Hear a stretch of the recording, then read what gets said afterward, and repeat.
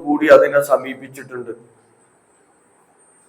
ആലോചിക്കട്ടെ, നോമ്പിന്റെ പ്രാധാന്യം പരിശുദ്ധ ഖുർആന്റെ പഠനത്തിന് കൊടുത്തിട്ടുണ്ടോ? നമ്മൾ കഴിഞ്ഞ അതിൽ പറഞ്ഞല്ലോ, അലാ ബി ദിക്രില്ലാഹി തത്മഇന്നുൽ ഖുലൂബ്. ഖൽബിന് സമാധാനം കിട്ടണോ? അള്ളാഹുവിന്റെ ദിക്റിലേക്ക് എന്ത് ചെയ്യണം? മടങ്ങി വരണം. അള്ളാഹുവിന്റെ ദിക്ർ പരിശുദ്ധ ഖുർആനാണ്. അപ്പൊ പരിശുദ്ധ ഖുർആനിലൂടെ മാത്രമേ ഖൽബുകൾക്ക് എന്ത് ചെയ്യുള്ളൂ?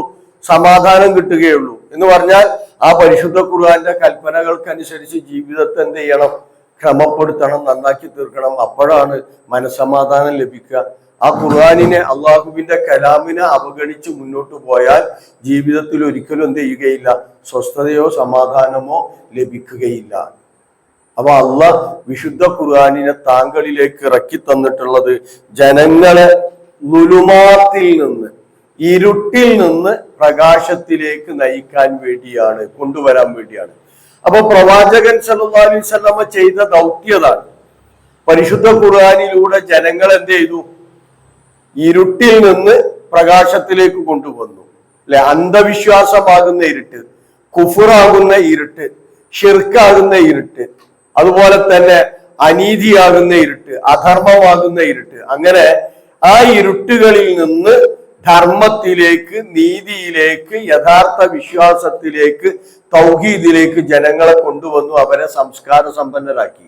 ഹുവല്ലദീ ബഅസ ഫിൽ ഉമ്മീന, എന്തായിരുന്നു ദൗത്യം? റസൂലൻ മിൻഹും യത്ലു അലൈഹിം ആയാത്തിഹി. അല്ലെ, അള്ളാഹുവിന്റെ ആയത്തുകൾ വായിച്ചു പിന്തുടർന്ന് കാണിച്ച് അവരെ നേർമാർഗത്തിലേക്ക് ക്ഷണിച്ചു, തസ്കിയത്ത് നടത്തി. അല്ലെ, അപ്പൊ അത് നമ്മൾ എത്രമാത്രം പ്രവാചകന്റെ ആ ദൗത്യം നമ്മൾ ഏറ്റെടുത്തിട്ടുണ്ട്? പ്രവാചകന്റെ ദൗത്യം ഏറ്റെടുക്കേണ്ട പിന്മുറക്കാരാണ് നമ്മൾ. അല്ലെ, അലാ ഹൽ ബല്ലഗ്തു, നമ്മൾ ആവർത്തിച്ചു പറഞ്ഞ. അപ്പൊ സഹാബികളൊക്കെ പറഞ്ഞു ബലായ റസൂലല്ലാഹ്. അല്ലെ, അപ്പൊ അല്ലാഹുമ്മ അശ്ഹദു എന്ന് പറഞ്ഞു. അവിടെ നിർത്തിയിട്ടില്ല റസൂലുള്ളാഹ്. പിന്നെന്താ പറഞ്ഞത്? ഫല്യുബല്ലിഗ് അശ്ശാഹിദു അൽ ഗായിബ, ഗായിബായ ആൾക്ക് ഷാഹിദ്, ഇവിടെ ഹാജറുള്ളവൻ എത്തിച്ചു കൊടുക്കട്ടെ. അങ്ങനെ ഷാഹിദായ ആളുകൾ എത്തിച്ചാണ് നമ്മളുടെ അടുക്കൽ എന്ത് ചെയ്തിട്ടുള്ളത്? എത്തിയിട്ടുള്ളത്. ഇനി നമ്മൾ എന്ത് ചെയ്യണം? നമ്മളുടെ തലമുറയിൽ ഇത് പകർന്നു കൊടുക്കണം. എന്നിട്ട് ളുലുമാത്തിൽ നിന്ന് നൂറിലേക്ക് എന്ത് ചെയ്യണം? ജനങ്ങളെ കൊണ്ടുവരണം. കുട്ടികളൊന്നും ഇപ്പൊ പണ്ടത്തെ മാതിരി പറഞ്ഞാൽ കേൾക്കണില്ല. അല്ലെ, കുട്ടികളൊന്നും പണ്ടത്തെ മാതിരി പറഞ്ഞാൽ കേൾക്കണില്ല. ഓലൊക്കെ ചിന്താഗതിയൊക്കെ എന്ത് ചെയ്തിട്ടുണ്ട്? മാറിയിട്ടുണ്ട്.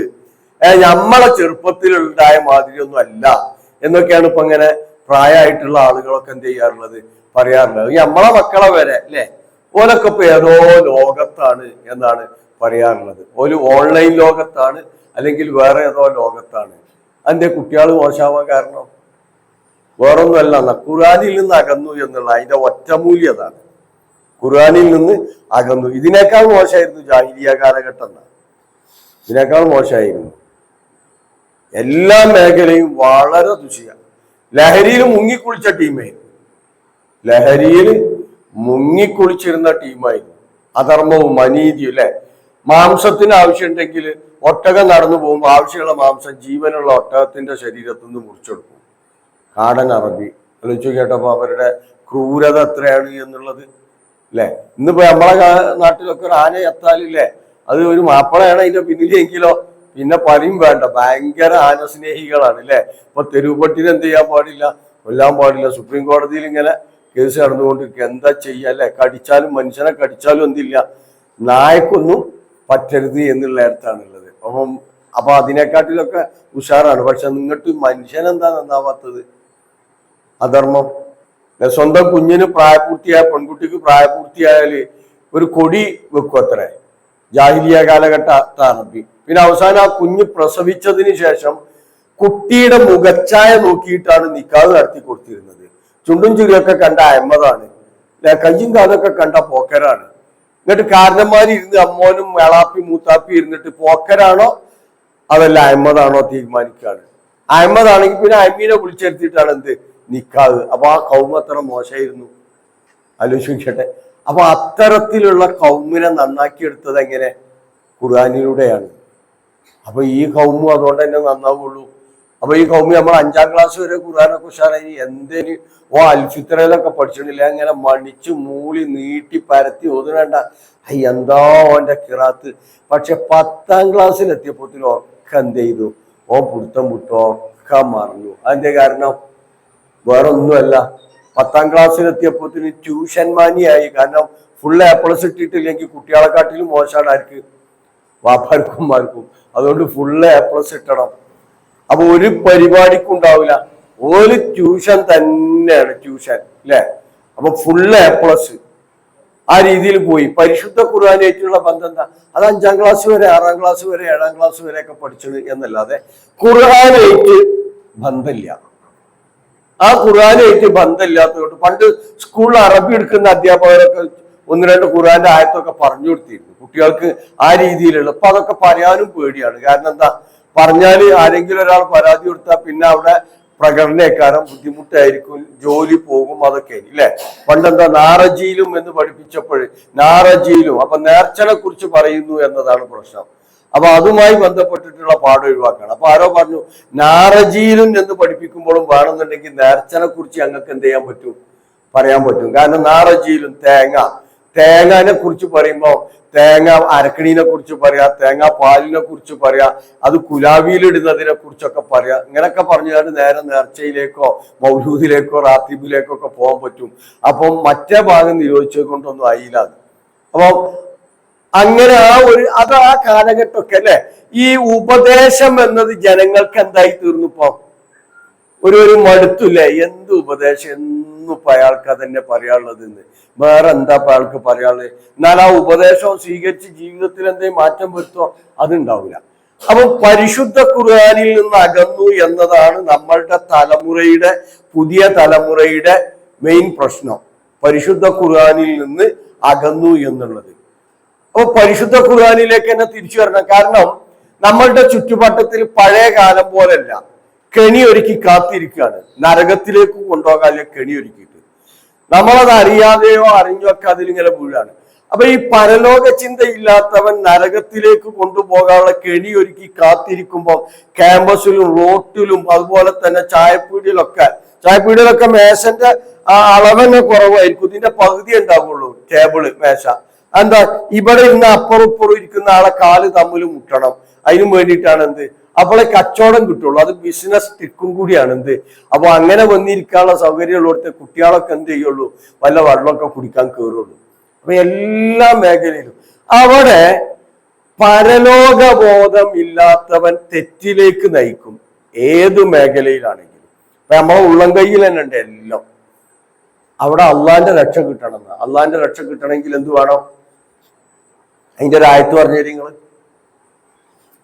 ഞാൻ പറഞ്ഞു തന്നിട്ടുണ്ട്, നിങ്ങൾക്ക് പല പ്രാവശ്യം പറഞ്ഞു തന്നിട്ടുണ്ട്.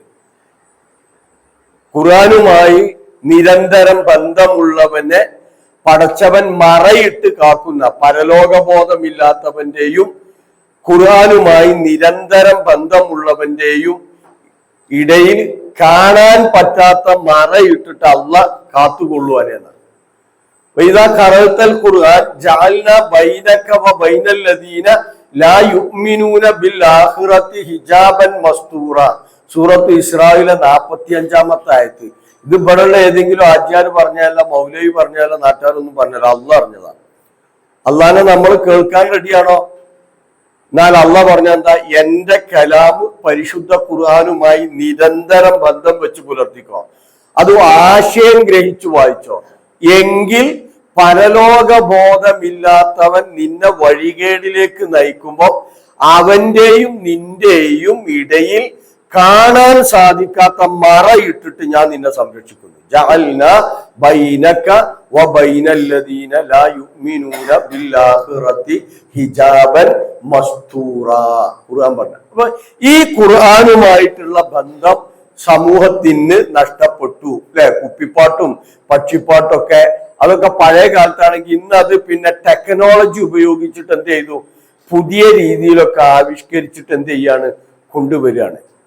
അപ്പൊ ഖുർആനിൽ നിന്ന് ഇങ്ങനെ അകന്നു പോകുന്നു. അത് പാടില്ലാന്ന്. ഖുർആനിലൂടെയാണ് അന്ധകാരങ്ങളിൽ നിന്ന് പ്രകാശത്തിലേക്ക് വരേണ്ടത്. അത് റബ്ബിന്റെ അറിവോടെ, റബ്ബിന്റെ കൽപ്പനയോടെ, റബ്ബിന്റെ അനുമതിയോടെ. ആ മാർഗത്തെ ഖുർആൻ എങ്ങനെ പരിചയപ്പെടുത്തുന്നത്? ഇലാ സിറാത്തിൽ അസീസിൽ ഹമീദ്, സ്തുത്യർഹനും ഒരാൾക്കും പരാജയപ്പെടുത്താൻ പറ്റാത്ത ശക്തിയുള്ളവനുമായ ആ റബ്ബിന്റെ മാർഗത്തിലേക്കാണ്. അപ്പൊ ആ മാർഗം ഏതാ? ഖുർആന്റെ മാർഗം ഏതാ? ഖുർആന്റെ മാർഗം അള്ളാഹുവിന്റെ മാർഗമാണ്. അള്ളാഹ് പഠിപ്പിച്ചെന്ന. അള്ളാഹ് ആരാണ്? അള്ളാഹു അൽ അസീസാണ്. ഒരിക്കലും അള്ളാഹുവിനെ പരാജയപ്പെടുത്താൻ ഒരാൾക്കും എന്ത് ചെയ്യൂല, കഴിയൂല. സാങ്കേതിക വിദ്യയോ സാമ്പത്തിക ശേഷിയോ സംഘബലമോ ഇതൊന്നും അള്ളാഹുവിന്റെ കഴിവിന് എന്ത് ചെയ്യുകയില്ല, അതിന്റെ പ്രഭ കെടുത്തുകയില്ല. അള്ളാഹുവിനെ കവച്ചു വെക്കാൻ സാമ്പത്തിക ശക്തി കൊണ്ട് സാധിക്കൂല, സാങ്കേതിക വിദ്യ കൊണ്ട് സാധിക്കുകയില്ല, സംഘബലം കൊണ്ടും സാധിക്കുകയില്ല. അതൊക്കെ ചരിത്രത്തിൽ എമ്പാടും തെളിവുകൾ അള്ളാഹ് തന്നെ ബോധ്യപ്പെടുത്തിയിട്ടുണ്ട് ഖുർആനിലൂടെ. അപ്പം ആ ഖുർആൻ അള്ളാഹുവിന്റെ മാർഗമാണ്, അസീസായ ഹമീദായ അള്ളാഹുവിന്റെ മാർഗമാണത്.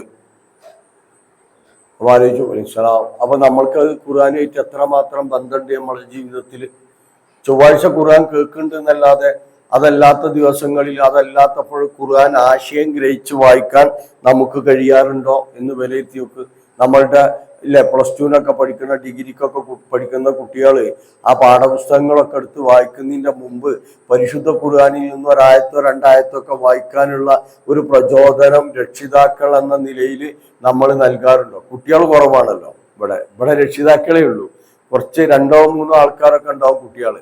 അപ്പോൾ സാധിക്കാറുണ്ടോ? ഖുർആൻ കുറച്ച് വായിക്കുന്ന ഇന്ന സൂറത്തിൽ ഇത്ര ആയത്തുണ്ട്. ഇപ്പൊ സൂറത്തുൽ റാഇദിൽ 43 ആയത്തുണ്ട്. അപ്പം ഒരു 20 ദിവസം കൊണ്ട് സൂറത്തുൽ റാഇദ് വായിക്കണം. അപ്പൊ ഒരു ദിവസം ഒരു 2 ആയത്തോ 3 ആയത്തോ വായിച്ച് അതിന്റെ ആശയം ഗ്രഹിച്ച് നീ മുന്നോട്ട് പോകണം. എന്തേ അവന് പഠിക്കാൻ പറ്റൂലേ? പഠിക്കാൻ പറ്റണല്ലോ. അവൻ കമ്പ്യൂട്ടർ പഠിക്കുന്ന ആളാണ്, കെമിസ്ട്രി പഠിക്കുന്ന ആളാണ്, ഫിസിക്സ് പഠിക്കുന്ന ആളാണ്, ബയോളജി പഠിക്കുന്ന ആളാണ്. എന്താ പറ്റാത്തത്? അതിനെ ഫിസിക്സിന് കൊടുക്കുന്ന പ്രാധാന്യം അള്ളാന്റെ കലാമിന് കൊടുക്കുന്നില്ല, ബയോളജിക്ക് കൊടുക്കുന്ന പ്രാധാന്യം അള്ളാന്റെ കലാമിന് കൊടുക്കുന്നില്ല, അവിടെ മാത്സിന് കൊടുക്കുന്ന പ്രാധാന്യം അള്ളാന്റെ കലാമിന് കൊടുക്കുന്നില്ല. അതുകൊണ്ടാണ് നമ്മളെ മക്കൾക്ക് പഠിക്കാൻ കഴിയാത്തത്. അല്ലെങ്കിൽ പഠിക്കണ്ടേ പരിശുദ്ധ ഖുർആൻ? ഖുർആൻ തന്നെ പറഞ്ഞ എന്താണ്? വലഖദ് യസ്സർനൽ ഖുർആന ലിദ്ദിക്ർ ഫഹൽ മിൻ മുസക്കിർ. ഏതാ അധ്യായം? കലമാണോ അതോ ഖമറോ? 4 പ്രാവശ്യം ആവർത്തിച്ച് പറഞ്ഞിട്ടുണ്ട്. വലഖദ് യസ്സർനൽ ഖുർആന ലിദ്ദിക്ർ ഫഹൽ മിൻ മുസക്കിർ. ഖുർആനിനെ പഠിക്കാൻ നാം എളുപ്പാക്കിയിട്ടുണ്ട്. ആരാ എളുപ്പാക്കിയത്?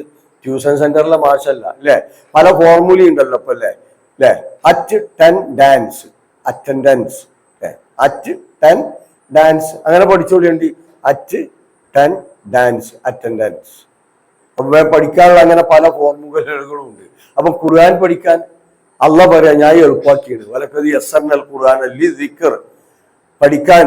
പക്ഷെ ഫഹൽ മിൻ മുദക്കിർ പഠിക്കാൻ കാര്യം ഉൾക്കൊള്ളാൻ ആരെങ്കിലും തയ്യാറുണ്ടോ എന്നുള്ള.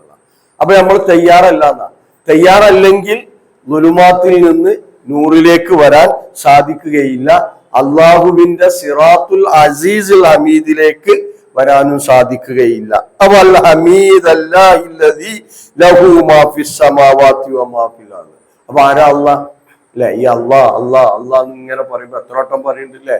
അള്ളാഹു അക്ബർ പല പ്രാവശ്യം പറയുന്നുണ്ടല്ലോ. നമ്മൾ പല പ്രാവശ്യം പറഞ്ഞു, 400ഓളം തവണ അള്ളാഹുവിനെ കുറിച്ച് പറയുന്നു. പക്ഷെ ആ അള്ളാഹ് അള്ളാഹ് അള്ളാഹ് ഇങ്ങനെ പറയുമ്പോ ആ അള്ളാഹുവിന്റെ കഴിവിനെ കുറിച്ച് മനസ്സിലാക്കിയിട്ടുണ്ടോ?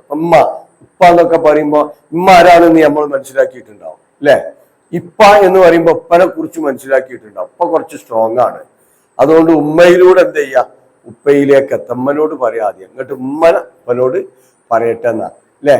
അല്ല, അപ്പൊ ഉപ്പനെ കൃത്യമായിട്ട് മനസ്സിലാക്കിയിട്ടുണ്ടാവും നമ്മൾ. ഉപ്പ അല്ലെ? ഉമ്മന്റെ മടിത്തട്ടുന്ന വളർന്ന. അപ്പൊ ഉമ്മനെ കൃത്യമായിട്ട് നമ്മൾ ഉമ്മനെ എങ്ങനെ വളച്ചെടുക്കണം എന്ന് കൃത്യമായിട്ട് മനസ്സിലാക്കിയിട്ടുണ്ടാവും. പക്ഷെ അള്ളാഹ് അള്ളാഹ് അള്ളാന്ന് എത്ര പ്രാവശ്യം പറയേണ്ട ജീവിതത്തിൽ? ആരാണ് അള്ളാഹ്? ആ അള്ളാഹുവിനാണ് അല്ലദീ ലഹു മാ ഫിസ് സമാവാതി വമാ ഫിൽ അർള്. ആകാശങ്ങളിലും ഭൂമിയിലും ഉള്ളത് മുഴുവൻ അള്ളാന്റെതാണ് അല്ലെ? അപ്പൊ ആരാ അള്ളാഹ്? ഇപ്പൊ അദാനി എന്ന് പറഞ്ഞാല് ഇപ്പൊ ഇന്നലെ കരാർ ഒപ്പുവെച്ചിരുന്ന യൂറോപ്യൻ രാഷ്ട്രങ്ങൾ, യൂറോപ്യൻ യൂണിയനായിട്ട് അതിനെക്കുറിച്ച് ഇപ്പം ഉള്ളില് സംസാരം അദാനിക്ക് വേണ്ടി ഒപ്പിട്ടാങ്ങ. കാറിന്റെ വില ഒക്കെ കുറയുന്നൊക്കെ പറഞ്ഞിട്ടുണ്ട്. കാരണം 100 ചില്ലാനം ശതമാനമായിരുന്ന കാറിന്റെ തീരുവൊക്കെ 10% ആക്കിയാണ്. അപ്പൊ അവിടുന്ന് ഇറക്കുമതി ചെയ്യുന്ന കാറിനൊക്കെ എന്ത് ചെയ്യും, വില കുറയും, മെച്ചണ്ട് എന്നൊക്കെ പറയപ്പെടുന്നുണ്ട്. പക്ഷെ അദാനിയെ മുന്നിൽ കണ്ടിട്ടാണ് ഇത് ഒപ്പുവെച്ചത് എന്നാണ് പറയപ്പെടുന്നത്. ആരാ മോനെ അദാനി അല്ലേ? ഒക്കെ മൂപ്പരടുത്താണ് എല്ലാം അല്ലേ.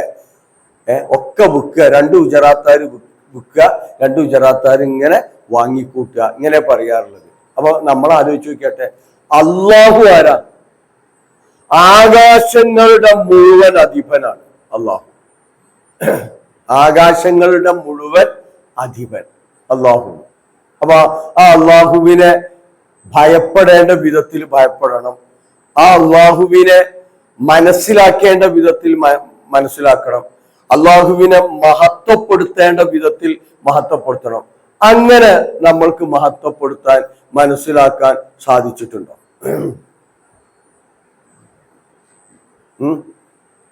ആലോചിച്ച് നോക്ക്. ഇപ്പൊ ഉദാഹരണമായിട്ട് ഇപ്പൊ അള്ളാഹിന്റെ കലാമ് കേൾക്കുകയാണ്. അപ്പൊ അള്ളാഹുവിന്റെ കലാമ് കേൾക്കുകയാണ് അല്ലെ, അള്ളാഹുവിന്റെ കലാമ് കേൾക്കുകയാണ്. അപ്പൊ അള്ളാഹുവിന്റെ കലാമ് കേൾക്കുമ്പോ ഒരു ഫോൺ നമുക്ക് വന്നാല് നമ്മൾ നീച്ചു പോവും. അത് ഫോൺ വിളിച്ചാൽ ചിലപ്പോൾ അടിയന്തര കേസൊക്കെ ഉണ്ടാവും. ഓക്കെ, അത്ര അടിയന്തരം അല്ലെങ്കിൽ ഓനിതാണ് കേൾപ്പിച്ചു കൊടുത്താൽ മതിയല്ലോ അല്ലെ.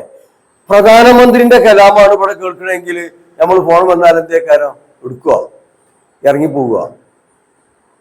ഞാൻ വിമർശിക്കാൻ വേണ്ടി പറഞ്ഞല്ല, നമ്മൾ അള്ളാഹുവിനെ മനസ്സിലാക്കിയെടുത്തുള്ള പോരായ്മക്ക് വേണ്ടിയിട്ടാണ്. പോരായ്മ അള്ളാഹുവിനെ മനസ്സിലാക്കിയെടുത്തുള്ള, അള്ളാഹുവിന്റെ കലാമ് കേൾക്കുന്നിടത്ത് നിന്ന് ഇറങ്ങി പോണില്ലേ നമുക്ക് എന്തില്ല, നമുക്കൊരു പേടിയില്ല. എന്നാലോ വളരെ പ്രധാനപ്പെട്ട ഒരാൾ വന്നിട്ട് ഇവിടെ SP വന്നിട്ട്, മലപ്പുറം SP വന്നിട്ട് ഇവിടെ വന്നിട്ട് സംസാരിക്കുകയാണ്, ഫോൺ വന്ന് ഇറങ്ങി പോവുക? ഇറങ്ങിപ്പോകില്ലല്ലേ. SP എന്തോ പ്രധാനപ്പെട്ട കാര്യം പറയാൻ വേണ്ടിയിട്ട് വിളിച്ചു കൂട്ടിയതാണ്. ഇറങ്ങിപ്പോയാൽ സൈലന്റിലാക്കി എന്ന് പറഞ്ഞാൽ ഒക്കെ എന്നാ പടച്ചോ സൈലന്റിലാക്കി ഒക്കെ സൈലന്റ് ആവും. നമ്മൾ തന്നെ എന്ത് ചെയ്യും, സൈലന്റ് ആവും. അപ്പൊ ആ അള്ളാഹുവിനെ എത്രമാത്രം നമ്മൾ ഉൾക്കൊണ്ടിട്ട്, ആകാശങ്ങളിലുള്ളത് മുഴുവൻ അള്ളാഹുവിൻ്റെതാണ്. പോരാ, ആകാശത്തിലുള്ളത് മാത്രമാണോ? വമാഫിൽ അർള്, ഭൂമിയിലുള്ളതും അള്ളാഹുവിൻ്റെതാണ്. ഭൂമിയിലുള്ളത് മാത്രമാണോ? വമാ താഴ്ത്ത സറാന്ന് വേറെ പറഞ്ഞിട്ടുണ്ട്. മണ്ണിനടിയിലുള്ളതും അള്ളാഹുവിൻ്റെതാണ്. വമാ ബൈനഹുമ വേറെയും പറഞ്ഞിട്ടുണ്ട്. ഈ ആകാശങ്ങളുടെയും ഭൂമിയുടെയും ഇടയിലുള്ളതും ആരുടേതാണ്? അള്ളാഹുവിൻ്റെതാണ്. അപ്പൊ അള്ളാഹുവിന്റെ മഹത്വം, അപ്പൊ അള്ളാഹിന്റെ കലാമിനോട് എത്ര മാത്രം നമ്മൾ പിന്നെ പ്രതിപത്തി കാണിക്കണം, ആലോചിച്ച് നോക്ക്. ഉണ്ടോ? അപ്പൊ അതാണ് മുസ്ലിം സമൂഹത്തിന്റെ പ്രശ്നം. അള്ളാഹുവിനെ അറിയേണ്ട വിധത്തിൽ അറിഞ്ഞിട്ടില്ല, മനസ്സിലാക്കേണ്ട വിധത്തിൽ മനസ്സിലാക്കിയിട്ടില്ല, മഹത്വപ്പെടുത്തേണ്ട വിധത്തിൽ എന്ത് ചെയ്തിട്ടില്ല, മഹത്വപ്പെടുത്തിയിട്ടില്ല. ഞാൻ പലപ്പോഴും പറയുന്നുണ്ട്, ഒരു ചാണില് കോടികളാണ്. ഞാൻ ഇന്നലെ മിനിയാന്ന് MGMന്റെ ഒരു ക്ലാസ്സിൽ ഇങ്ങനെ തലച്ചോറിനെ കുറിച്ച് പറഞ്ഞപ്പോൾ ഒരു താത്ത എഴുന്നേറ്റ് നിന്ന് കണ്ട് പറഞ്ഞു, എൻ്റെ ആങ്ങള 4-5 ദിവസമായിട്ട് ഹോസ്പിറ്റലിലാണ്, ഭക്ഷണം കഴിക്കണതിൻ്റെ അടിയിൽ തരിപ്പിൽ പോയി, അതിൽ പിന്നെ ഞരമ്പ് പൊട്ടി, തരിപ്പ് പോയിപ്പോൾ ഞരമ്പ് പൊട്ടി, ഞരമ്പ് പോയിട്ട് വെന്റിലേറ്ററിലാണ്. ഇപ്പൊ 4-5 ദിവസമായപ്പോത്തിനും 15 ലക്ഷമായി. മൗലവി ഒന്ന് പ്രാർത്ഥിക്കിട്ട് വന്നത്. 4-5 ദിവസമായപ്പോത്തിനും 15 ലക്ഷം ഉറുപ്പിയായി. ഭക്ഷണം കഴിക്കുമ്പോൾ തരിപ്പിൽ പോയി ഞരമ്പ് പൊട്ടി, ഇപ്പം വെന്റിലേറ്ററിലാണ്. ഒരു പ്രതീക്ഷയും ഡോക്ടർമാർ പറഞ്ഞിട്ടില്ല. അപ്പൊ ആലോചിച്ച് നോക്കട്ടെ, ഇത് ഒരു ചാണേ ഉള്ളൂ, ഒരു ചാണിലാണ് ഇതൊക്കെ. നമ്മൾ ആലോചിച്ച് നോക്കിയിട്ടുണ്ടോ? അപ്പൊ ഈ ഗന്ധത്തെക്കുറിച്ച് ചിന്തിച്ചിട്ടുണ്ട് നമ്മള്? ഗന്ധത്തെക്കുറിച്ച് പല ഫ്ലേവറുകളൊക്കെ നമുക്ക് വാസന കിട്ടുന്നത്, നമ്മളുടെ ഭക്ഷണത്തിന് രുചി കിട്ടണമെങ്കിൽ ഗന്ധം കിട്ടണം. നാവിലൂടെ കിട്ടുന്ന രുചി ഒരു 4-5 ഉണ്ടാവുള്ളൂ എന്ന് എനിക്കുള്ളൂ. കയ്പറിയാം അല്ലേ, പുളി അറിയാം, മധുരം അറിയാം, ചവർപ്പര, ഇങ്ങനെ കുറച്ച് കാര്യങ്ങളെ നാവുമല് വെച്ച് നോക്കിയേ അറിയുള്ളൂ. പക്ഷെ പൂർണ്ണമായി അതിൻ്റെ ആ രുചി കിട്ടണമെങ്കിൽ ഗന്ധം കൂടി വേണം അല്ലേ. ജലദോഷം പിടിച്ച് മൂക്കടച്ച ഒരു രുചിയില്ല, അറിയാം. ഭക്ഷണത്തിന് ഒരു രുചിയില്ല. എന്തേ? ഗന്ധം കൂടി കിട്ടുമ്പോഴാണ് രുചി പൂർണ്ണമാവുന്നത്. അപ്പൊ ഈ ഗന്ധം കിട്ടാനുള്ള ഈ സംവിധാനം എടുത്തു നോക്കിയാട്ടോ നിങ്ങൾ. ഈ മൂക്ക് പോരാ, അതാണ് ശ്വസന പ്രക്രിയന്റെ തുടക്കം. ഇനി അതിനും അപ്പുറം വായിക്കൂടെ ഭക്ഷണം കഴിക്കാൻ പറ്റൂലെങ്കിൽ പിന്നെ ഇതിൻ്റെ ഉള്ളിൽ കൂടെ ട്യൂബ് ഇട്ടിട്ടാണ് എന്ത് ചെയ്യുക, ഇറക്കുക. അപ്പൊ ഇതിന്റെ പ്രാധാന്യം ആലോചിച്ച് നോക്കിയട്ടെ, എത്രയാണ്. നമ്മളതിന്റെ പ്രാധാന്യത്തെ കുറിച്ച് ചിന്തിച്ചു നോക്കുക. അപ്പൊ ഈ ഇതിൽ അല്ലേ, താടിയല്, പല്ല്, നാവ്, ചുണ്ട്, സംസാരശേഷിയൊക്കെ. സംസാരശേഷി ഇല്ലെങ്കിൽ, കേൾവി ശക്തി ഇല്ലെങ്കിൽ പിന്നെ ഓനെന്താ പറയാ, നമ്മള് എന്താ പറയാ, പൊട്ട എന്നാൽ അല്ലേ.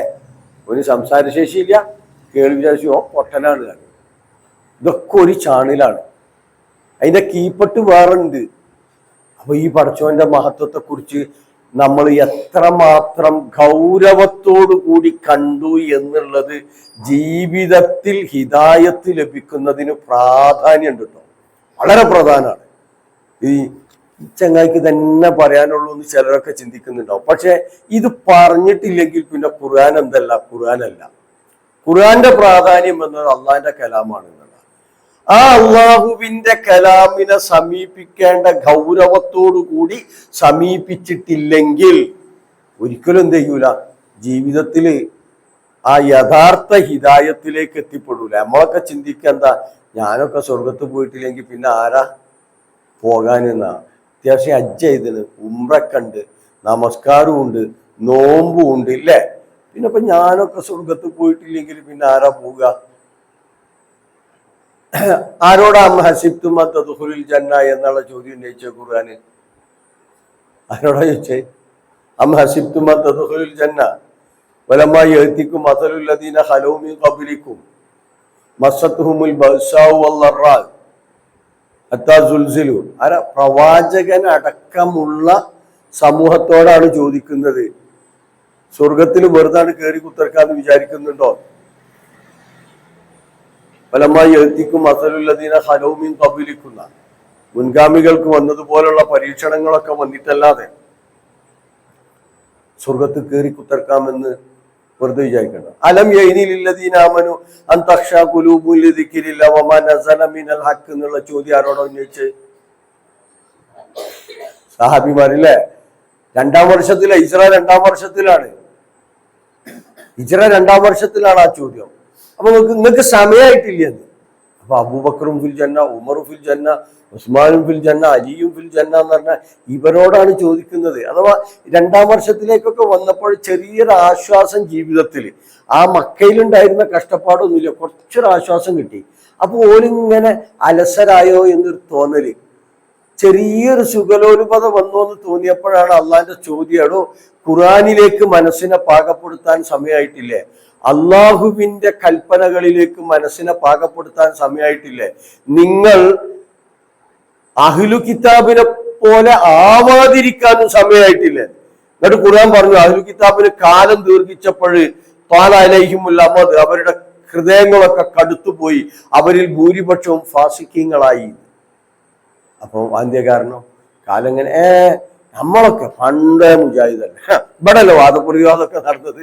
പിന്നെ പോയി നമ്മൾ പണ്ടേ മുജാഹിദ് അല്ലെ, മുജാഹിദ് പ്രസ്ഥാനം ഉണ്ടാണീൻ്റെ മുമ്പ് തന്നെ നമുക്ക് ഇവിടെ സംഘമുണ്ട് അല്ലെ, പള്ളിയുണ്ട്, ഓക്കെ, അങ്ങനെ പറയാറുള്ളത്. പാലയും അഹമ്മദ്. അപ്പൊ ആലോചിച്ചോളി. അപ്പൊ ആരാണ് അള്ളാഹു? ആകാശങ്ങളിലുള്ളത് മുഴുവൻ അള്ളാഹുവിൻ്റെതാണ്. എല്ലാം അതിന്റെ മുഴുവൻ ഉടമസ്ഥാവകാശം റബ്ബിനാണ് അല്ലേ. ഭൂമിയിലുള്ളതും അള്ളാഹുവിൻ്റെതാണ്.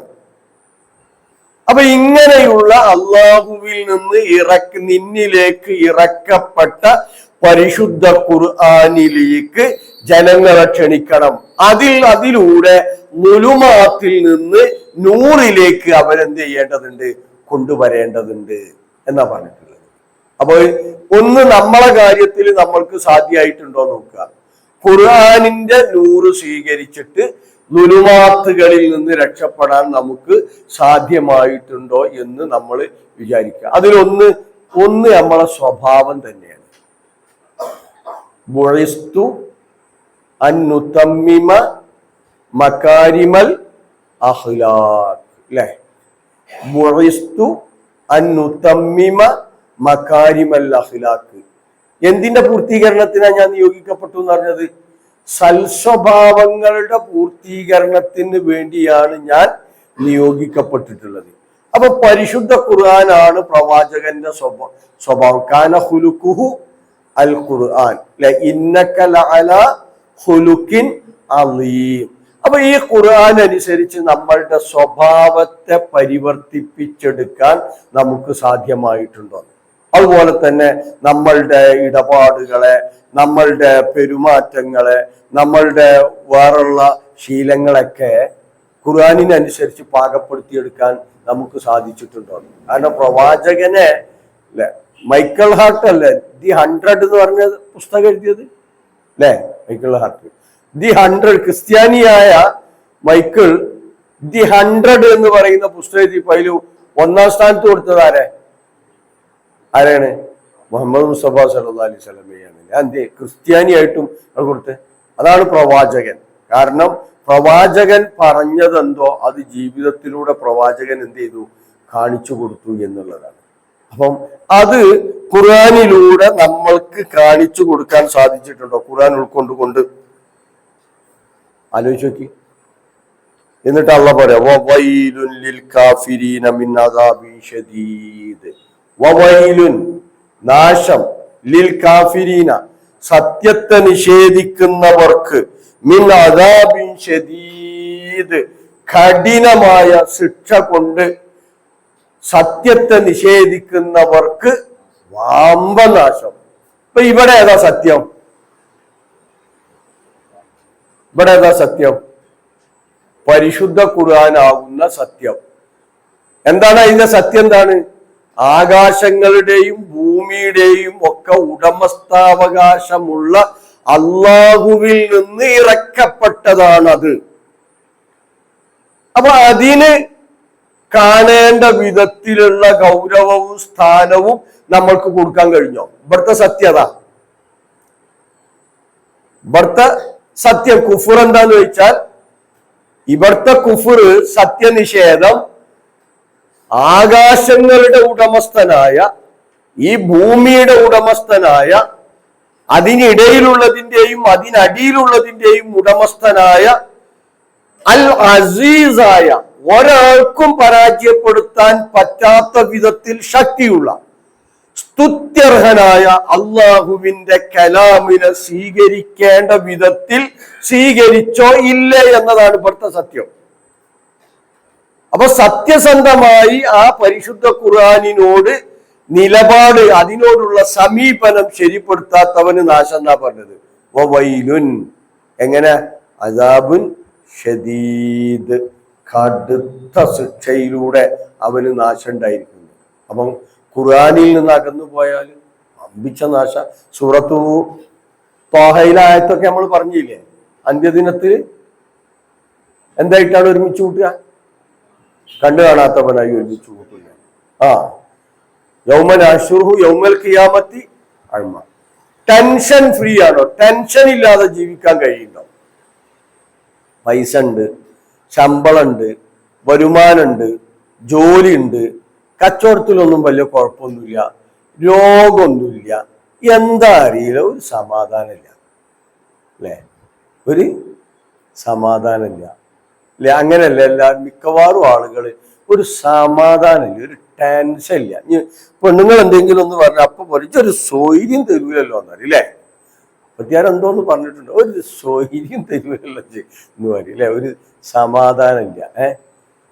മുപ്പത്തിയാരും പറയും ഇവിടെ വന്നതിന്റെ ശേഷം ഒരു സമാധാനം ഉണ്ടായിട്ടില്ല, വേണ്ടില്ലേ ഇല്ലേ?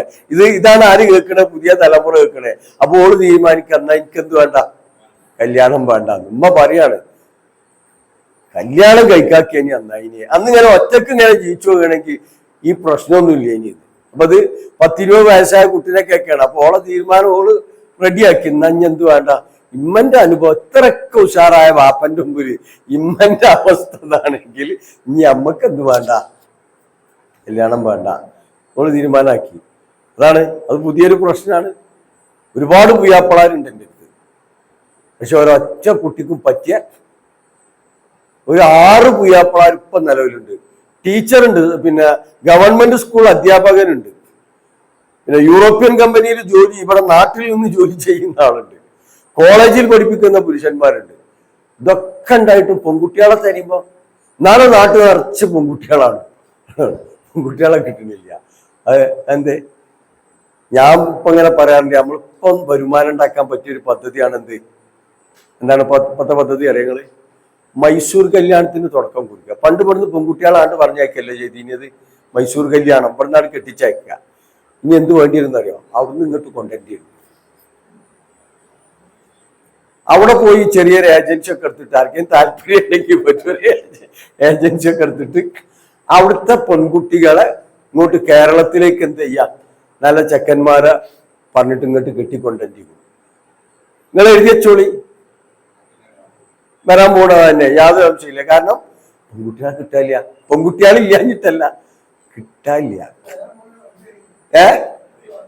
വന്ന് കഴിഞ്ഞിട്ടുണ്ടല്ലേ? വന്ന് കഴിഞ്ഞിട്ടുണ്ട്. അതുകൊണ്ട് അപ്പൊ ആലോചിച്ച് നോക്ക്. അപ്പൊ ഇതൊക്കെ തലതിരിഞ്ഞു വരെ. ഇവിടൊക്കെ അടിസ്ഥാനം എന്താ പറയുക? നിങ്ങള് നമ്മളെ പെൺകുട്ടികളാണെങ്കിലും ഖുർആനുമായിട്ട് ഓൽക്ക് എന്തില്ല, കണക്ഷൻ. ഈ കുടുംബ ജീവിതത്തെ കുറിച്ച് ഖുർആനിന്റെ കൺസെപ്റ്റ് എന്താണ് എന്ന് അറിയില്ല, തലമുറക്ക് അറിയില്ല. അത് നമ്മളെ ഇപ്പത്തെ തലമുറക്ക്, പുതിയ തലമുറക്ക് എന്നല്ല പഴയ തലമുറക്കും അറിയില്ല. അതുകൊണ്ടാണ് ഈ മക്കളെ കേട്ട ഉമ്മ എങ്ങനെ പറഞ്ഞത്, വാപ്പപ്പുറം പറഞ്ഞതൊക്കെ അതുകൊണ്ടാണ്. അവരെങ്ങനെയാണ് വളർത്തിക്കൊണ്ടുവരേണ്ടത് എന്നൊന്നും അറിയില്ല. അല്ലെ ഈ പാരന്റിങ് ഒക്കെ ഖുർആൻ വളരെ കൃത്യമായിട്ട് പറഞ്ഞിട്ടുണ്ടല്ലോ. യാ ബുനയ്യ എന്നൊക്കെ ഖുർആനിൽ എത്ര സ്ഥലത്ത് വിളിച്ചിട്ടുണ്ട്, യാ ബുനയ്യാന്ന്, യാ അബത്തിന്ന്. ആരാ? മുഷിരിക്കായ വാപ്പനെയാണ് ഇബ്രാഹിം നബി എന്ത് ചെയ്തത്? യാ അബത്തി. അവിടെ തന്റെ മുഷിരിക്ക് എന്നൊന്നും വിളിച്ചിട്ടില്ലല്ലോ, യാ അബത്തി എന്ന പൊന്നാരപ്പച്ചേന്നാ വിളിച്ചത് അല്ലേ? യാ ബുനയ്യ, പൊന്നുമോനെ. ർക്കബുമാന. ആര്? മുഷിരിക്കായ മകനെയാണ് വാപ്പ എന്ത് ചെയ്യുന്നത്? യാ ബുനയ്യ എന്ന് വിളിക്കുന്നത്. യൂസുഫ് അലൈഹിസ്സലാമയും പിന്നെ അതുപോലെ തന്നെ യാക്കൂബ് നബിയും മക്കളും ഒക്കെ തമ്മിലുള്ള ആ ഇടവയലുകളൊക്കെ ഒന്ന് ഇങ്ങനെ ഈ സൂറത്ത് യൂസുഫ് ഒന്ന് ഇങ്ങനെ വായിച്ചു നോക്കിയാട്ടെ, അതിലൊക്കെ ഒരുപാട് പാരന്റിങ് പഠിക്കാണ്ട് ഖുർആനിൽ പറഞ്ഞിട്ടുണ്ട്. അപ്പൊ എന്താ, ഇതൊക്കെ പഴഞ്ചനാണ്, ഖുർആൻ പഴഞ്ചനാണ് അല്ലെ? അപ്പൊ എന്തേ, ഖുർആനിൽ നിന്ന് നമ്മൾ എന്ത് ചെയ്തു? മക്കള് അകന്നു പോയി അല്ലെ? ഇവിടെ വേറൊരു ക്ലാസ് ആണ് നടക്കുന്നത് എങ്കിൽ ഇതിലേറെ ആളുണ്ടാവൂലേ? ഉണ്ടാവും. എന്തേ? അപ്പൊ ഇതിന്റെ പ്രാധാന്യം മനസ്സിലാക്കാത്ത. ഇനി എടുക്കുന്ന ആള് മോശമാണെങ്കിൽ ആളെ മാറ്റണം, എന്നാലും ആൾക്കാർ വരണം. ചില അങ്ങനെ ഉണ്ടാവും, ആ രസമില്ലാത്ത. അപ്പൊ ഒരു പുതിയ ആളൊക്കെ കൊണ്ടുവന്നിട്ട് പിന്നെ എന്തൊക്കെ മറ്റേ നമ്മളെ എന്താ പറയാറുള്ളത്, NCD എന്നൊന്നല്ലേ, പവർ പോയിന്റ് പ്രസന്റേഷൻ എന്നാ പറയാറുള്ളത്. അപ്പൊ പവർ പോയിന്റ് ഒക്കെ നടത്തുന്ന ആളെ കൊണ്ടുവന്നിട്ട് എന്ത് ചെയ്യണം? ക്ലാസ് എടുക്കണം. പക്ഷെ പരിശുദ്ധ ഖുർആനിലേക്ക് എത്തിയില്ലേ? ഇവിടെ കാഫിർ എന്ന് ഖുർആൻ ഏതിനോട് അടുപ്പിച്ചാണ് പറഞ്ഞത്? ഖുർആനിനെ നിഷേധിക്കുന്നവൻ. ആ ഖുർആനിന്റെ പ്രാധാന്യം അറിഞ്ഞിട്ടും മനസ്സിലാക്കിയിട്ടും ആ അള്ളാഹുവിന്റെ മഹത്വം തിരിച്ചറിഞ്ഞിട്ടും ഖുർആനിനോട് മുഖം തിരിഞ്ഞു നിൽക്കുന്നതാണ്, പുറംതിരിഞ്ഞു നിൽക്കുന്നതാണ്. ഓന് നാശാണ്. വൈലും നിലീന് വേറൊരു അർത്ഥം ഉണ്ട് കേട്ടോ. നരകത്തിന്റെ താഴ്വരയുടെ പേരാണ് അത്ര വൈലുന്ന്. അങ്ങനെ ചില മുഫസ്സിറുകൾ പറഞ്ഞിട്ടുണ്ട്. നരകത്തിലുള്ള വലിയൊരു താഴ്വര. അപ്പൊ ഓന്റെ കടുത്ത ശിക്ഷ ഉണ്ടെന്ന്. വൈലുൻ, ഒരു നരകത്തിലൊരു താഴ്വര തന്നെ ഉണ്ടെന്ന്. ലിൽകാഫിരീന. എങ്ങനെ? മിൻ അദാബിൻ ശദീദ്, അതികഠിനമായ ശിക്ഷയുള്ള വലിയൊരു താഴ്വര തന്നെ ഉണ്ടാവും. കടുത്ത ശിക്ഷയാണുള്ളത്. അപ്പൊ ഞാൻ സൂറത്തു റാഅദിന്റെ തുടക്കത്തിലും പറഞ്ഞിട്ടുണ്ട്, അതിന്റെ മുമ്പൊക്കെ പറഞ്ഞിട്ടുണ്ട്. പക്ഷെ നമ്മളെ മനസ്സിലേക്ക് ഇത് എത്ര കയറി എന്നുള്ളതാണ് പ്രയാസാണ്, കയറാൻ പ്രയാസാണ്. ഇപ്പൊ എനിക്ക് അനുഭവമുണ്ട്. ഇപ്പൊ മക്കളോട് തന്നെ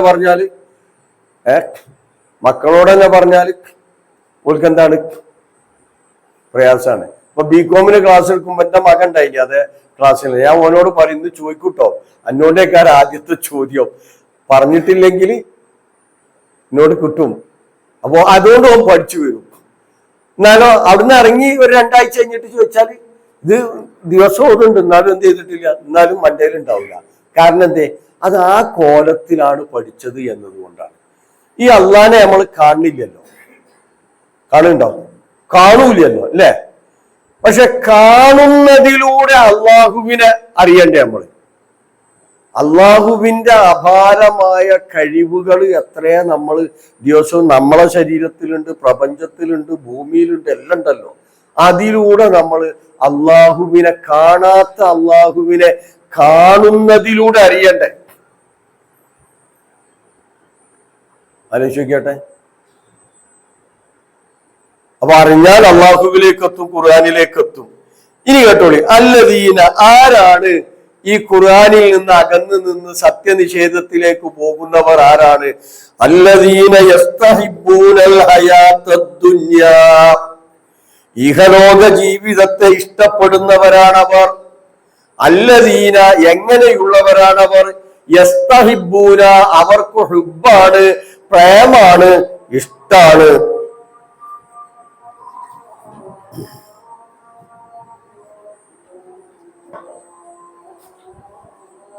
അപ്പൊ അവരുടെ പ്രത്യേകത എന്താന്ന് വെച്ചാൽ യസ്തഹിബ്ബൂനൽ ഹയാത്തദ് ദുനിയ, അവർ ഇഹലോക ജീവിതത്തെ എന്ത് ചെയ്യുന്നു? ഇഷ്ടപ്പെടുന്നു. അതിനോട് വല്ലാത്ത പ്രേമാണ്. അലൽ ആഖിറ, പരലോകത്തേക്കാൾ. അപ്പൊ ഇഹലോക ജീവിതത്തെ ഇഷ്ടപ്പെടണ്ട എന്നാണോ അള്ളാഹ് പറഞ്ഞത്? അല്ല, ഇഷ്ടപ്പെട്ടോളി. പക്ഷെ അതിനേക്കാൾ പ്രാധാന്യം കൊടുക്കേണ്ടത് ഏതിനാണ്? ആഖിറത്തിനാണ്. ആഖിറത്തിനേക്കാൾ ഇഹലോക ജീവിതത്തിന് എന്ത് ചെയ്യുന്നു? പ്രാധാന്യം നൽകുന്നു. നല്ലൊരു ചായ ഇട്ടണം എന്നുള്ളത് നമുക്ക് ആഗ്രഹമല്ലേ അല്ലേ? രാവിലെ നല്ലൊരു ചായ ഇട്ടണം, 4 മണിക്കും നല്ലൊരു ചായ ഇട്ടണം അല്ലേ? ദുനിയാവില് പരലോകത്തിൽ അങ്ങനെ കുറിച്ച് ചിന്തിച്ചോ? പഠിച്ചോനെ അവിടുന്ന് നല്ലൊരു ചായ ഇട്ടാനുള്ള വകുപ്പുണ്ടാകണമെന്ന് ആലോചിച്ചണോ? പരലോകത്തിൽ ചായ ഇല്ലേ? ഭക്ഷണമില്ലേ? നിങ്ങൾ ആഗ്രഹിക്കണമൊക്കെ കിട്ടുന്ന പറഞ്ഞു. അവിടെ മാംസമുണ്ട്, ഭക്ഷണമുണ്ട്, പാലുണ്ട്, തേനുണ്ട്, കുടിച്ചാൽ ലഹരി ബാധിക്കാത്ത കള്ളുണ്ട്, അങ്ങനെ വീടുണ്ട്, ഇണകളുണ്ട്, പരിചാരകന്മാരുണ്ട്, മണിമാളികകളുണ്ട്, ഒക്കെ ഉണ്ട്. പക്ഷേ പരലോകത്തിൽ എനിക്കൊരു വരണ്ടാക്കണം. ഇല്ലേ? അപ്പൊ ഈ പള്ളി നിർമ്മാണത്തിനൊക്കെ സഹായം നൽകിയാൽ അവന് സ്വർഗത്തിൽ എന്തുണ്ടാവും? വീടുണ്ടാവും, കിട്ടുന്നൊക്കെ പറഞ്ഞിട്ടുണ്ട്. അപ്പൊ ആ അർത്ഥത്തില് പള്ളി നിർമ്മാണത്തിന് കുറച്ച് പൈസ ഞാൻ കൊടുക്കട്ടെ, എന്നാൽ അവിടെ ഒരു റൂം എന്നെങ്കിലും എനിക്ക് കിട്ടിയാലോ? ഒരു റൂം ഇല്ലേ? ഒരു മൂച്ചിപ്പൊളിന്റെ കട്ടിൽ എന്നെങ്കിലും വേണമെന്ന് ആഗ്രഹിച്ചില്ലേനോ അല്ലേ? ഒരു മൂച്ചിപ്പൊളിന്റെ കട്ടിൽ എന്നെങ്കിലും. മൂച്ചിപ്പൊളിന്റെ കട്ടിലൊക്കെ മഹാമോശമാണ്. പക്ഷെ ഇന്ന് അതിനെക്കാട്ടിലും മോശമായ കട്ടില്ല. ഈ മൂച്ചിപ്പൊടിയും അതുപോലെ തന്നെ മറ്റുള്ള ഈ തല്ലിപ്പൊളി മരൊക്കെ പാടെ കൊണ്ടുപോയിക്കാണ്ട് ഉണ്ടാക്കിയ സാധനത്തുമായി നമ്മൾ ഈ പ്ലൈവുഡ് സീറ്റ് അടിച്ചുകാണ്ട് എന്ത് ചെയ്യുന്നത്?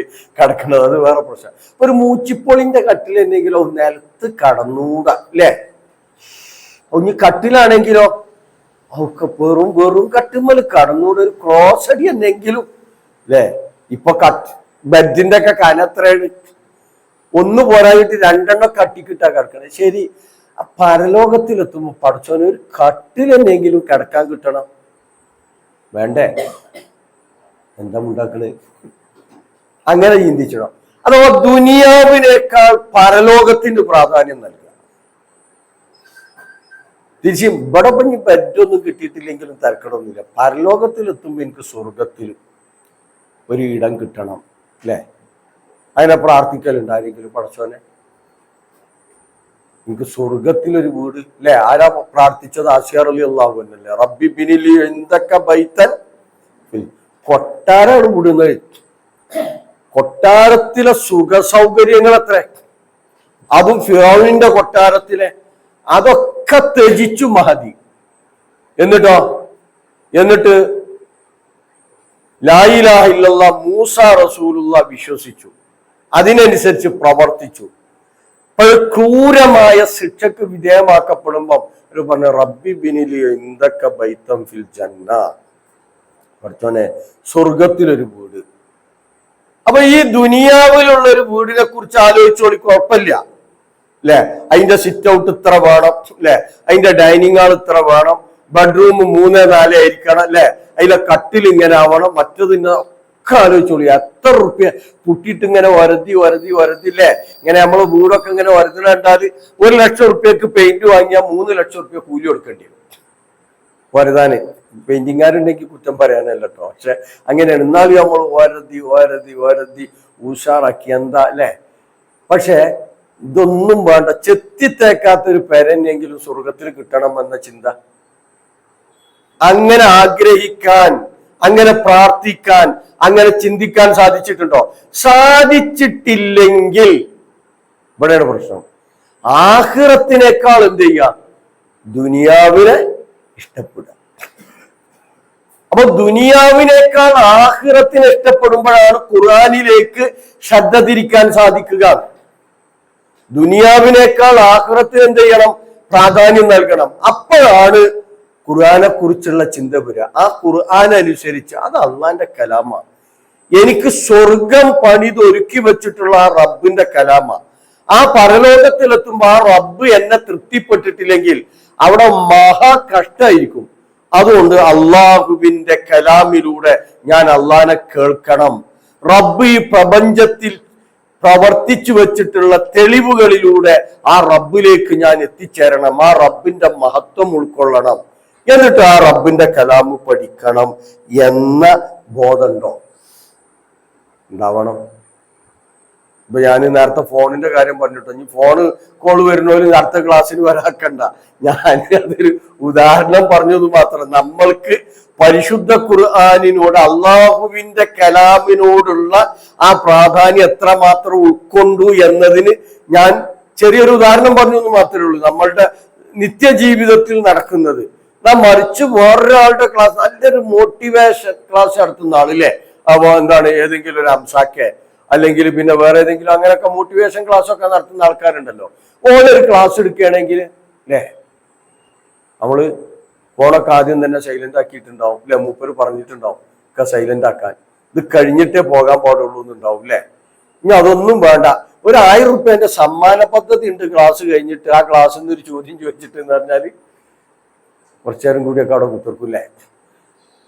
അങ്ങനല്ല, പരിശുദ്ധ ഖുർആനാണോ ആ ഖുർആനിനോടുള്ള സമീപനം, അത് റബ്ബിന്റെ കലാം. ആരാ റബ്ബ്?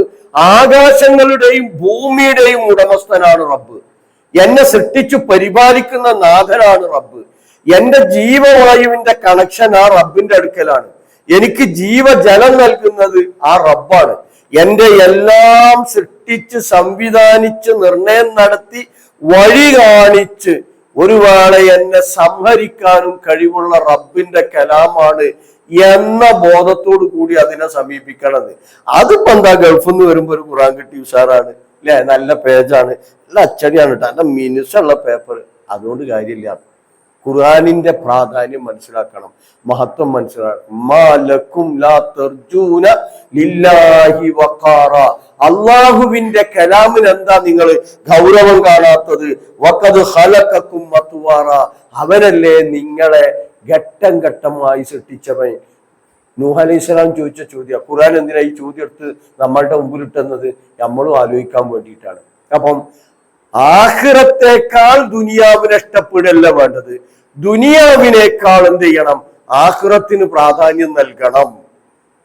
അതാണ് വേണ്ടത്. അപ്പൊ ദുനിയാവ് മറക്കണം എന്നാണോ?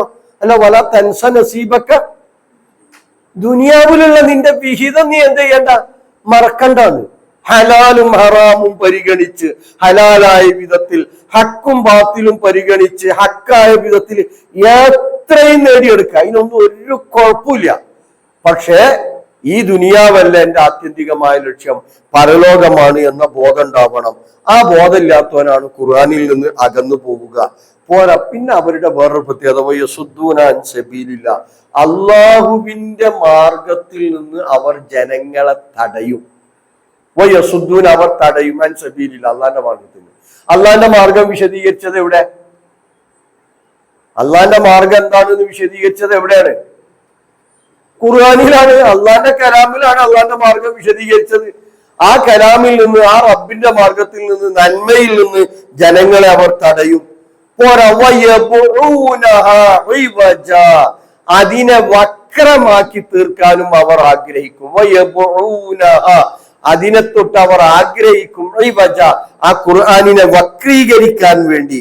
ഉലൈക ഫീ ളലാലിൻ ബഈദ്, അവർ അങ്ങേയറ്റത്തെ വഴികേടിലായിരിക്കും. അങ്ങേയറ്റത്തെ വഴികേടില്ല.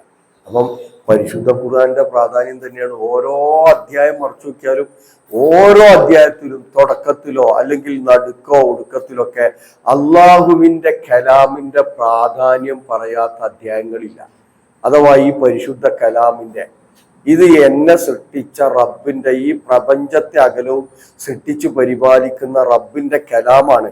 അപ്പൊ അതിനോട് പ്രതികരിക്കേണ്ട വിധത്തിൽ എന്ത് ചെയ്യണം? ഞാൻ പ്രതികരിക്കണം. ആ ബോധം ഉണ്ടാവണം അല്ലെ? ഒരാൾ ഇങ്ങോട്ടൊരു വോയിസ് ഇട്ട് നമ്മളാണ്ട് വോയിസ് പ്രതികരിച്ചിട്ടില്ലെങ്കിൽ അല്ലേ, നമ്മൾ വേഗം പേടിക്കും.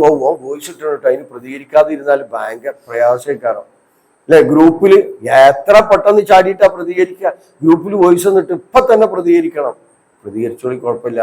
അള്ളാഹുവിന്റെ കലാമിനോടുള്ള നമ്മളുടെ പ്രതികരണം എന്താണ് എന്ന് വിലയിരുത്തുക. ആ അള്ളാഹുവിന്റെ കലാമിലൂടെ ജനങ്ങളെ ഇരുട്ടിൽ നിന്ന്, അന്ധവിശ്വാസമാകുന്ന, അനാചാരമാകുന്ന ഇരുട്ടിൽ നിന്ന്, ഷിർക്കാകുന്ന, കുഫറാകുന്ന ഇരുട്ടിൽ നിന്ന് നേരായ മാർഗത്തിലേക്ക്, നൂറിലേക്ക്, പ്രകാശത്തിലേക്ക് കൊണ്ടുവരാൻ. ആ പ്രകാശം മനസ്സിൽ കയറിയാൽ ഖുർആൻ ഉപമിച്ചിട്ടുണ്ട് സൂറത്തുൻ നൂറിലൂടെ. അള്ളാഹു നൂറു സമാവാതി വൽ അർള് എന്ന് പറഞ്ഞിട്ട് മസലു നൂരിഹി കമിഷ്കാത്ത്, എന്നിട്ട് നൂറുൻ അലാ നൂറുന്ന, പ്രകാശത്തിനുമേൽ പ്രകാശം. അള്ള ഉദ്ദേശിച്ചവർക്ക് അള്ള ഹിദായത്ത് നൽകുന്നു. അപ്പൊ ആ നൂറിലൂടെ ഹിദായത്ത് ലഭ്യമാവാൻ നമ്മൾ യോഗ്യരായി തീരണം. ആ കലാമിന്റെ ഗൗരവം എത്രയാണ് എന്ന് നമ്മൾ തിരിച്ചറിയുക, റബ്ബിന്റെ മഹത്വത്തെ തിരിച്ചറിയുക. എന്നിട്ട് പരിശുദ്ധ ഖുർആനിലേക്ക് നമ്മളും കുടുംബവും ഒക്കെ തിരിച്ചു വരണം. അങ്ങനെയുള്ള സത്യവിശ്വാസികളുടെ കൂട്ടത്തിൽ അള്ളാഹുവെ നീ ഞങ്ങളെ എല്ലാവരെയും ഉൾപ്പെടുത്തി അനുഗ്രഹിക്കണമേ നാഥ. ഞങ്ങളിൽ നിന്ന് വന്നുപോയ തെറ്റുകുറ്റങ്ങളെല്ലാം നീ ഞങ്ങൾക്ക് പുറത്തു മാപ്പാക്കി തരണമേ നാഥ. രോഗം കൊണ്ട് പ്രയാസപ്പെടുന്ന മാതാപിതാക്കള്, മക്കള്, ഇണകള്, ബന്ധുക്കള്, ഈ സദസ്സിൽ പങ്കെടുക്കുന്നവർ എല്ലാവർക്കും അവരുടെ രോഗങ്ങളെ പൂർണ്ണമായി ശിഫിയാക്കി കൊടുക്കണമേ നാഥ. മരണപ്പെട്ടു പോയവർക്ക് മഗ്ഫിറത്തും മർഹമത്തും നൽകി അവരെ നീ അനുഗ്രഹിക്കണമേ നാഥ. ഞങ്ങളുടെ പ്രവർത്തനങ്ങൾ കൂടുതൽ ഹൈറും ബർക്കത്തും നൽകി നീ ഞങ്ങളെ അനുഗ്രഹിക്കണമേ നാഥ. ഫാസിസ്റ്റുകളുടെ എല്ലാവിധ കുതന്ത്രങ്ങളെയും പരാജയപ്പെടുത്തി അവരുടെ ഫിത്തനകളിൽ നിന്ന്, ഷർറിൽ നിന്ന് ഞങ്ങളെയും കുടുംബത്തെയും രാജ്യത്തെയും രാജ്യക്കാരെയും നീ കാത്തു രക്ഷിക്കണമേ നാഥ. റബ്ബന ആതിന ഫിദ്ദുനിയ ഹസന വഫിൽ ആഖിറതി ഹസനത വഖിന അദാബന്നാർ. ربنا تقبل منا إنك أنت السميع العليم وتب علينا إنك أنت التواب الرحيم.